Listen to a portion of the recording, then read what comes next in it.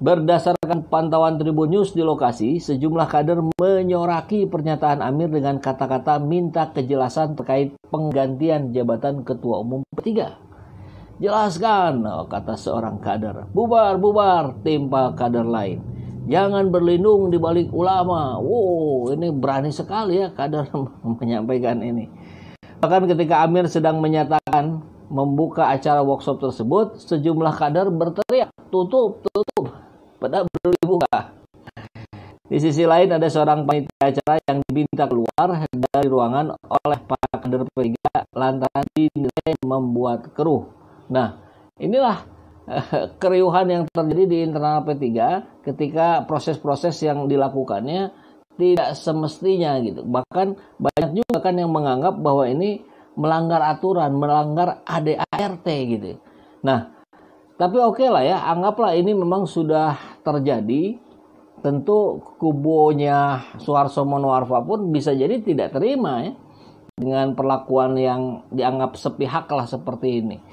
Tidak ada klarifikasi gitu. Tapi ya mudah-mudahan pergerakan ke depan P3 ini bisa berganti arah gitu ya. Bisa membuat cara-cara baru dari P3 yang lebih simpatik, yang lebih menggambarkan keislamannya begitu ya. Sehingga bisa menarik simpati umat Islam. Karena memang sayang sekali ya, ini partai ini sejarahnya sangat panjang ini. Kan dari Orde Baru sudah ada. Kalau kita lihat dua partai lain ya warisan Orde Baru ini ada apa? Golkar dan PDIP, dua-duanya ada di papan tengah dan papan atas. Tapi P3 justru nyungsep di papan bawah. Ini sebetulnya sangat kita sayangkan ya. Tapi kalau P3 mendukung Anies Baswedan, saya yakin ini elektabilitas dari P3 akan naik tajam. Apalagi tadi kita berbicara bahwa P3 ini sudah dikenal oleh seluruh rakyat Indonesia.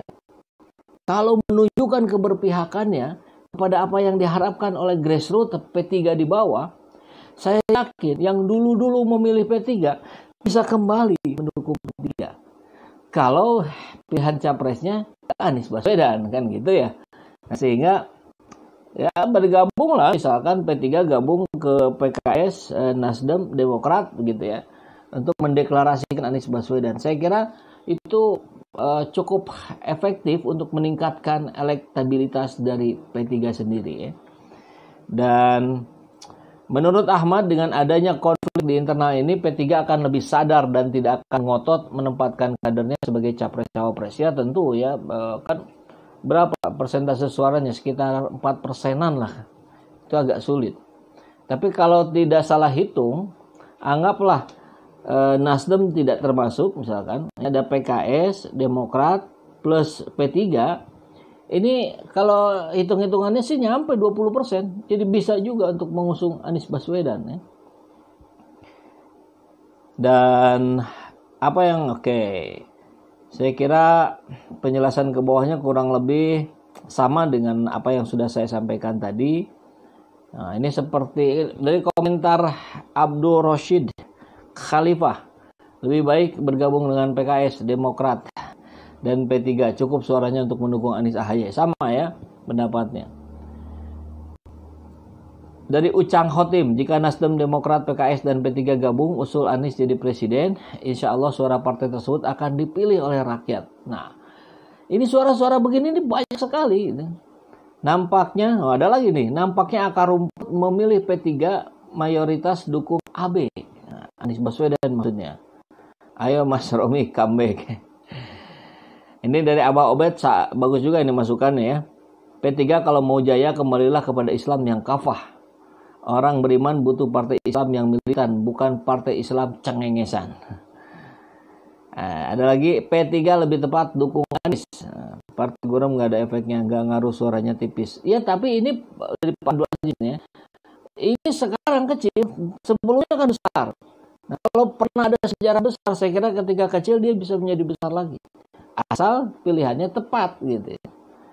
Bahkan saya dan tim pun tentu akan mendukung P3. Kita akan bantu siapa caleg-calegnya untuk mengkampanyekan kalau dukungannya ke Anies Baswedan. Insya Allah. Ini Soeharto ini boneka hanya untuk merusak P3. Wah, ini terlalu tendensius ya, saya kira tidak tepat juga. Kemudian ketum baru tentu punya strategi baru dalam menghadapi pileg dan pilpres.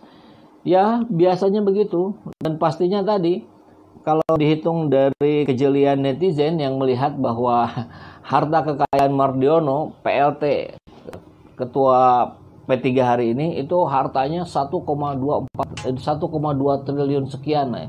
Ini kan luar biasa gitu. Jadi saya yakin bisa lah ya untuk membantu-bantu kampanye dan segala macam. Baik, sedikit kita masuk ke live chat sebentar. Baik, dari Mulyadi Bakot, sudah legowo Pak Monoarfa agar P3 menjadi partai yang mandiri, jangan dikendalikan rezim. Yang lebih mengerikan itu kan kalau dikendalikan oligarki, jadi nggak bisa ngapa-ngapain. Nah, mudah-mudahan ini momentum terbaik untuk P3 ya. Gio Maulana, kami tunggu Pak Anies 2024. Pak Andika, oh jadi Anies Andika ya. Ya boleh lah ya, usul kan sah-sah saja katanya ya. Gak sabar pengen lihat Anies presiden. Nah, tolak keras politik identitas di republik ini. Identitas itu penting.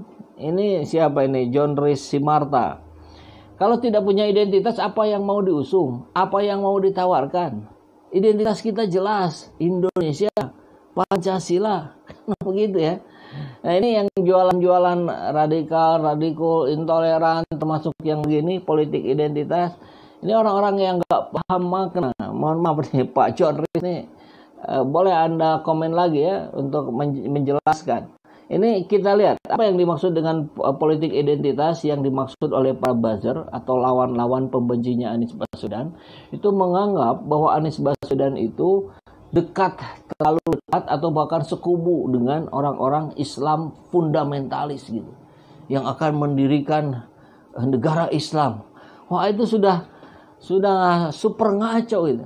Fakta-fakta sudah ditunjukkan bagaimana bantuan operasional tempat ibadah itu bukan hanya diberikan kepada masjid, tapi juga kepada seluruh tempat ibadah agama yang diakui di Indonesia.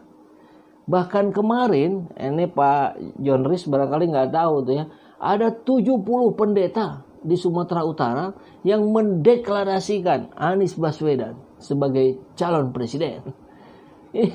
Mau dibilang politik identitas apa?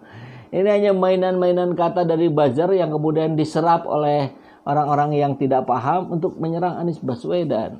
Padahal jelas-jelas Anies Baswedan berada seimbang, setara, mengedepankan kesetaraan kepada seluruh umat Islam, Kristen, Buddha, Hindu, Konghucu ya. Tapi kalau yang tidak diakui ya jelas tidak. Syiah misalnya, itu kan tidak diakui ya. Baik, pilihan yang sangat realistis jika P3 mendukung Anies Baswedan. Ya, saya kira kita sepakat ya. Dari Subagio Munji, kami warga PKS Bekasi siap mendukung penuh Pak Anies. Luar biasa, suara-suara PKS ini nampaknya yang paling solid ke Anies Baswedan. Meskipun belum diusung oleh partai secara resmi, tapi dari berbagai daerah sangat kuat itu keinginan dari PKS untuk mengusung Anies Baswedan, kader-kadernya ya. Dan itu yang terjadi juga di P3. Dan itu yang terjadi juga di PAN. Maka saya kira para petinggi ini harus mulai bisa melepaskan diri dari cengkraman apapun ya yang ada menghimpit kalian semua. Apakah itu oligarki, apakah itu rezim. Anda harus keluar, kemudian berhadapan dengan publik, dengan rakyat, serap aspirasinya dan lakukan. Karena tugas Anda itu tugas Anda sebagai partai politik kan itu gitu. Untuk menyampaikan, untuk memperjuangkan aspirasi rakyat. Bukan aspirasi sekelompok orang, apalagi pengusaha asing. Begitu ya. Jadi terakhir sekali lagi saya kira saya tetap mengucapkan selamat saja setelah P3 berdinamika hari ini. Mudah-mudahan mencapai sebuah konklusi baru, dan tentu konklusi yang kita sarankan, yang saya sarankan kepada P3, segeralah deklarasikan, segeralah bergabung dengan para pendukung Anies Baswedan agar elektabilitasnya meningkat tajam. Insya Allah. Assalamualaikum warahmatullahi wabarakatuh.